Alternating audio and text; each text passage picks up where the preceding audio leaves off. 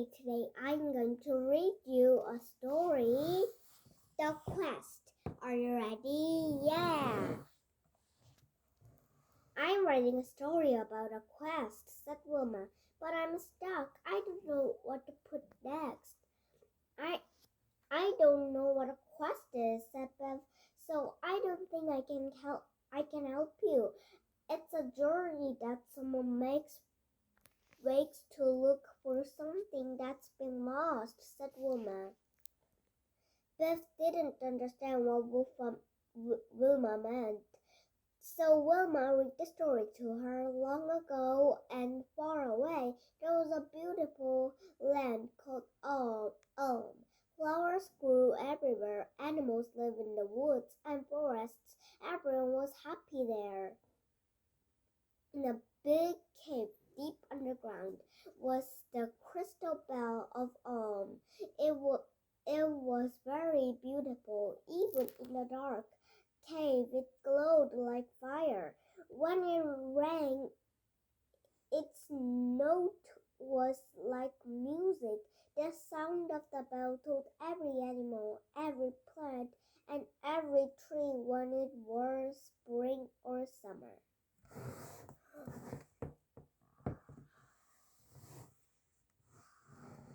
Evil Grimlock lived outside Ulm. He lived in the cold black mountains of Grim. He wanted the crystal bell of Ulm, and he spent years looking for it. At last, Grimlock found the bell. Now it will be mine forever, he said. Grimlock took the bell back to the land of the Grim. He carried it through the forest. Then he crossed a rocky desert. At last he reached his castle high in the mountain. In the sunlight, the bell looked so beautiful that Grimlock could not bear to look at it.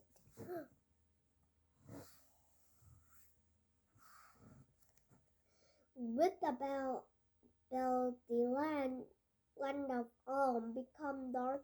Without the bell, the land of Ulm became dark and gray. Flowers grew in the winter and were killed by the forest. Snow fell in the summer. The people of Ulm were sad and unhappy. All the beauty had gone from the land, and the days were cold and long. Woman looked at Biff. That is as far as I've got, she said. What do I think? It's brilliant, said Biff. So will someone go and quest to get the bell back? That's right, said Wilma, but it will have to be someone brave like a knight. Dad came into Biff's room. Biff and Chip had to go to the dentist for a checkup. I don't know how long I'll be at the dentist, said Biff. Do you want to go home, Wilma? Do you mind if I stay and get on with my story? Asked Wilma. I've got an idea.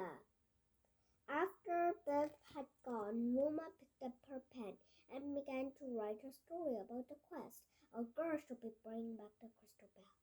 She thought, yes, a girl should be on the quest. Suddenly, the magic key began to glow, and Wilma was taken into a magic adventure all by herself. The magic took Wilma to the land of The land was cold and bare. Grimlock was waiting for Wilma. He was hiding behind a tree. He wanted to stop Wilma from going to the quest, so he turned himself into an old woman. As Wilma went by, Grimlock said, "Hello, my dear. What are you doing in the forest?" "I can tell an old woman," Wilma thought. "I'm going to rescue the crystal bell from the evil Grimlock," she said. Grimlock pointed.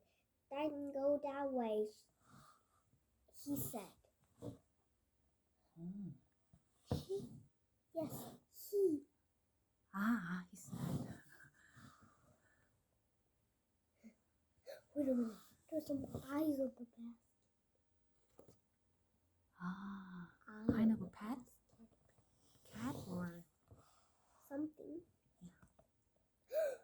Wilma went along the path that Grimlock had shown her.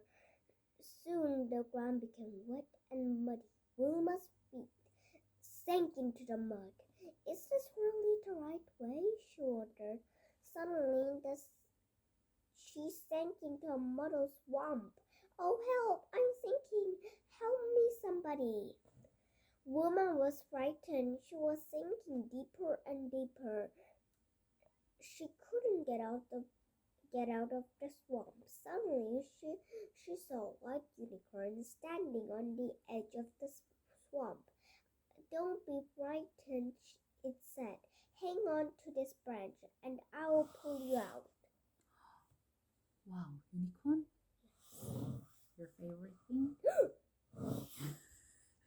Again? That man. Bad Grimlock. Something wings. Quickly, jump on my back, cried the unicorn. We must get away. As the unicorn galloped through the forest, Grimlock fired on an arrow at Wilma. You'll never bring back the crystal bell, he shouted angrily. You'll never get past the dragon. At last, the unicorn stopped. You must go on alone, it said. This is as far as I can go. There is a ring tied on a ribbon round my neck. Take it, the ring. It will only give you one wish, so don't waste it. Wilma took the ring and the unicorn galloped away.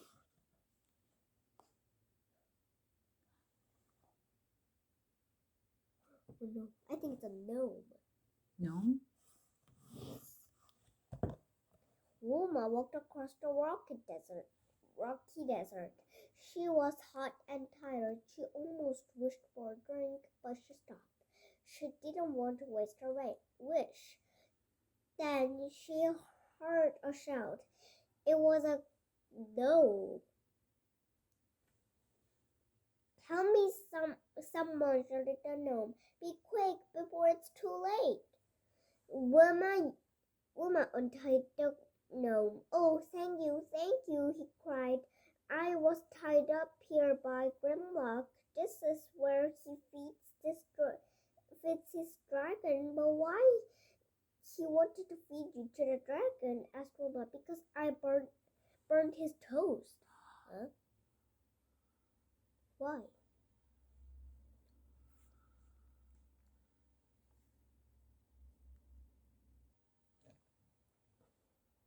Because I burned his toast, said the gnome. What? Look at this dragon! Suddenly, the gnome began to tremble. Oh no, he speaks. The dragon's coming for his dinner. Oh, help, said Wilma. She looked at the ring. Maybe I should use the wish to kill the dragon. The gnome gave her a lemon. Try this, said dragon. Hate lemons. They can't bear the smell. Oof. Wilma began to peel the lemon. Will the dragon run away? She asked. I don't know, said the gnome. I've never tried it. This is a chance to find out. Achoo! Went the dragon. It gave a terrible roar and flew away. Oh, Yes. yes. Hooray! Shouted the gnome. You did it. I was very frightened, said Wilma, but the lemon worked. The gnome handed Wilma a mirror. Take this mirror. You'll need to kill the basilisk. The basilisk is evil, worse than the dragon. What's a basilisk? Basilisk, asked Wilma. And how can I kill it with a mirror? Its eyes can kill you, said the gnome. If you see it, don't look into its eyes, or you'll be turned into a stone. Hold up the mirror and let it look into its own eyes. Maybe this is the basilisk.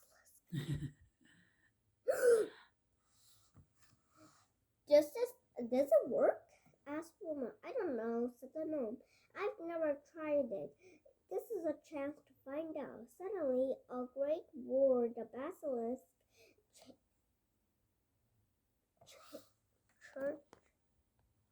Charge it? charged at them. Wilma held up the mirror, and the monster was killed by its own terrible eyes.